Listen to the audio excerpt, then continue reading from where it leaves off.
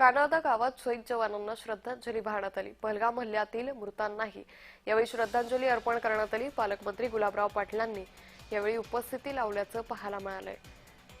तर यावेळी जळगावमध्ये कानादा गावात शहीद जवानांना श्रद्धांजली वाहण्यात आली।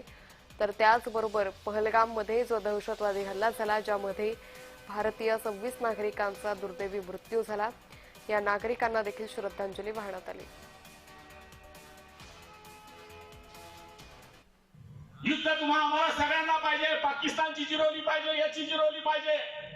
फक्त एक घटक असा आहे की त्याला वाटतं की युद्ध नाही झालं पाहिजे, ती म्हणजे जवानाची आई, जवानाची बहीण आणि जवानाची बायको। कारण तिला माहित नाही कधी फोन येईल, काय येईल। फोन आला म्हणजे तिची छाती धडधड करते की काय झालंय। म्हणून आज आपण जे सुरक्षित बसलो आहे ते जवानांच्या भरोश्यावर सुरक्षित बसलो आहे।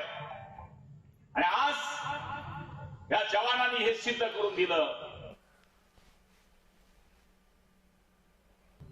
तुम एक को मारेंगे तो हम 100 के मारेंगे, हे जे आपल्या मोदीजींनी म्हटलं होतं ते दाखवून दिलं।